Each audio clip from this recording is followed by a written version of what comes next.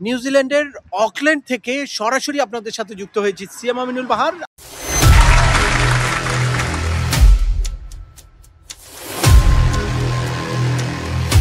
আপনারা যারা ইউএস এর ভিজিট ভিসা বা আপনারা যারা ইউএস এর ভিসার জন্য অলরেডি আবেদন করে রেখেছেন বা নতুন করে আবেদন করতে চাচ্ছেন, তাদের জন্য ইউএস এমবাসি ঢাকা নতুন একটা আপডেট নিয়ে আসলো।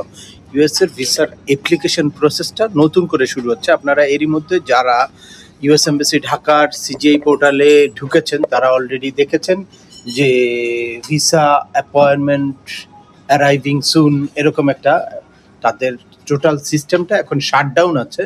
তো কবে নাগাদ শুরু হবে বা শুরু হলে কি পরিবর্তন আসতে যাচ্ছে, কিভাবে নতুন করে রেজিস্ট্রেশন করতে হবে বা নতুন করে সিজিআই পোর্টালে ঢুকতে হবে এবং পুরনো যারা আছে তাদের মধ্যে কি পরিবর্তন আসবে সেটাই আলোচনা করব আজকের এই ভিডিওতে। চলুন শুরু করা যাক। তার আগে বলে নিচ্ছি, যারা আমাদের চ্যানেলে নতুন বা আমাদের চ্যানেলটি এখনো সাবস্ক্রাইব করেননি, please hit the subscribe button. আর যারা অলরেডি সাবস্ক্রাইব করেছেন তাদেরকে অসংখ্য ধন্যবাদ। মূল আলোচনায় যাওয়ার আগে আপনাদেরকে একটা সুখবর দিয়ে শুরু করব। সেটা হচ্ছে আগামী 26শে ফেব্রুয়ারি ঢাকার গুলশান লেকশোর হাইটস হোটেলে আবারও আমি 4টি পৃথক সেমিনার নিয়ে আপনাদের সাথে সরাসরি হাজির হচ্ছি। এর মধ্যে নাম্বার 1 থাকবে B1 B2 ভিসার ইন্টারভিউর কৌশল এবং complete guideline. At the same time second আরেকটি সেমিনারে থাকবে ইউএস এর family immigration F1 F2A F2B F3 F4 ক্যাটাগরির I-130 পিটিশন ফাইল করা থেকে শুরু করে একদম ইন্টারভিউর কৌশল পর্যন্ত।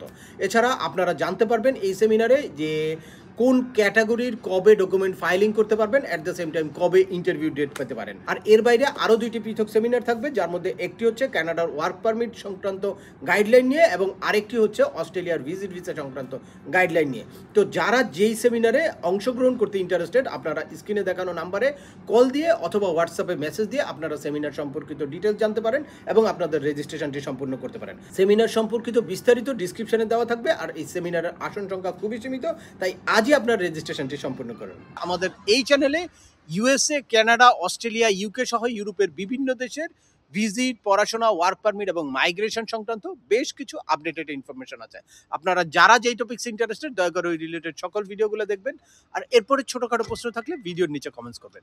তারপরেও একান্ত কোনো ব্যক্তিগত পরামর্শ বা আমাদের কোনো সার্ভিস নিতে চাইলে ডিসক্রিপশনে থাকা হোয়াটসঅ্যাপ নম্বরে অ্যাপয়েন্টমেন্ট বুক করে সরাসরি যোগাযোগ করতে পারেন। অ্যাট দ্য সেম টাইম আমাদেরকে ইমেল করতে পারেন এবং আমাদের ফেসবুক পেজটি ফলো করে সবসময় আমাদের সাথে যুক্ত থাকতে পারেন। এনিওয়ে, চলে আসে মূল আলোচনায়। রিসেন্টলি ইউএসের অ্যাপ্লিকেশন অ্যাপয়েন্টমেন্ট সিস্টেমে একটা বড় ধরনের ব্যাকলগ তৈরি হয়েছে। আপনারা জানেন যে প্যান্ডামিক সিচুয়েশনের পরবর্তী সময় থেকে হিউজ একটা ব্যাকলগ তৈরি হয়েছে। দ্যাটস ওয়াই এখন নতুন করে কিন্তু মানে লাস্ট কিছুদিন নতুন করে অ্যাপয়েন্টমেন্ট নেওয়া টোটালি বন্ধ আছে। আপনারা দেখেছেন যদি আমরা লাস্ট 2026-এর ফেব্রুয়ারি বা মার্চের 10-12 তারিখ পর্যন্ত ভিসার নতুন করে অ্যাপয়েন্টমেন্ট নিয়েছি। তারপর থেকে বেশ কিছুদিন অ্যাপয়েন্টমেন্ট টোটালি বন্ধ ছিল। তো এই নিয়ে আমি একটা ভিডিও করার কথা চিন্তাও করছিলাম। তো তার মধ্যে দেখলাম যে নতুন যেহেতু আরেকটা সিস্টেম আসছে, সেহেতু একবারেই ওই ইনফরমেশনটা দিতে চাই যাতে পুরো জিনিসটা আপনাদের কাছে ক্লিয়ার হয়। তো এখন নতুন আরেকটা সিস্টেম আসতেছে সিজিআই পোর্টালে। এখন সিজিআই পোর্টালে নতুন একটা নিয়ম ইমপ্লিমেন্ট করছে তারা, তাদের সার্ভারটা আপডেট করছে যাতে এই যে হিউজ পরিমাণে ব্যাকলগ আছে বা আগের তুলনায় এখন প্রচুর পরিমাণে লোক এঙ্গেজ থাকে কন্টিনিউয়াস তাদের সার্ভারে, সেজন্য সার্ভারটা যাতে ডাউন না হয় এই জন্য সার্ভারটাকে টোটালি আপগ্রেড করার জন্য এখন কিছুদিন বন্ধ আছে। হয়তো 8 তারিখ থেকে রেগুলারভাবে আপনারা কিন্তু ভিসার অ্যাপ্লিকেশনের জন্য টাকা জমা দিয়ে তারপর শিডিউল করতে পারবেন।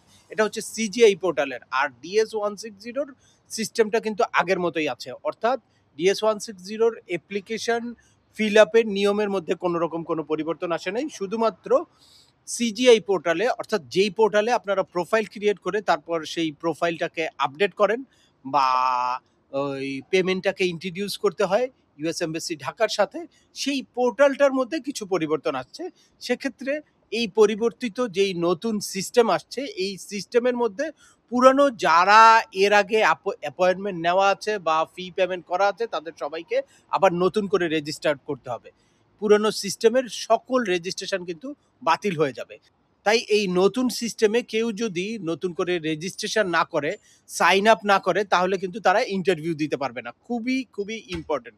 ৮ তারিখে যখনই নতুন সিস্টেমটা চালু হয়ে যাবে, তখন কিন্তু অবশ্যই আপনাদের নতুন করে রেজিস্ট্রেশন করে নিতে হবে। পুরানো যারা আছে তারাও নতুন করে রেজিস্ট্রেশন করতে হবে, এবং যারা নতুন করে আবেদন করবে তাদের তো অবশ্যই নতুন নিয়মে রেজিস্ট্রেশন করতেই হবে। এর মধ্যে ২ টা জিনিস, একটা হচ্ছে পুরনো সকল অ্যাপ্লিকেন্টদের নতুন করে রেজিস্ট্রেশন করতে হবে। রেজিস্ট্রেশন করার সময় অবশ্যই তাদের পুরনো যেই মেইল আইডি দিয়ে প্রোফাইল খোলা ছিল, সেই মেইল আইডি থেকেই তাদের কি করতে হবে? রেজিস্ট্রেশন করতে হবে। তাহলেই তারা ফি এবং অ্যাপয়েন্টমেন্টের যেই শিডিউল ছিল, সেই শিডিউলটা ফিরে পাবে। আর আরেকটা জিনিস, যদি ৩ তারিখ বা তারপরে কেউ টাকা পেমেন্ট করে থাকে, ওই ভিসা ফিটা পেমেন্ট করে থাকে, অথবা ৩ তারিখের আগেও কেউ ফি পেমেন্ট করেছে কিন্তু সেটা সিজিআই পোর্টালে এন্ট্রি করে নাই, তারা কি করবে? নতুন করে সেই নতুন যেই সিস্টেম, সেই সিস্টেমের মধ্যে তাদের ওই রিসিটটা দিয়ে টাকাটা ক্লেম করতে পারবে।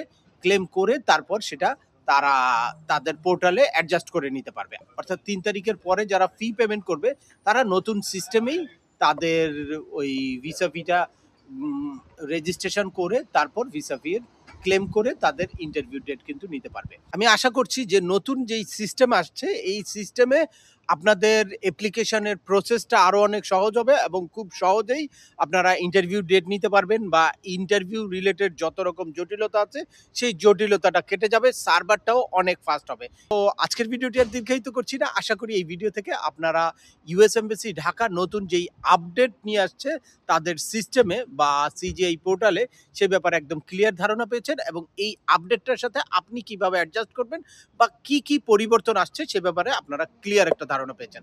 তারপরেও আপনাদের যদি এই সংক্রান্ত কোনো রকম কোনো প্রশ্ন থাকে, অবশ্যই আমাকে কমেন্টস করে জানাবেন। আর ভিডিওটি ভালো লাগলে বা তথ্যবহুল মনে হলে লাইক দিয়ে আপনার বন্ধুদের মাঝে শেয়ার করে দিবেন, যাদের এই ইনফরমেশনগুলো অত্যন্ত প্রয়োজন। আবার দেখা হবে নতুন কোনো গুরুত্বপূর্ণ টপিকস নিয়ে। সে পর্যন্ত সবাই ভালো থাকবেন, সুস্থ থাকবেন, এবং আমাদের চ্যানেলের সাথেই থাকবেন। আল্লাহ হাফেজ।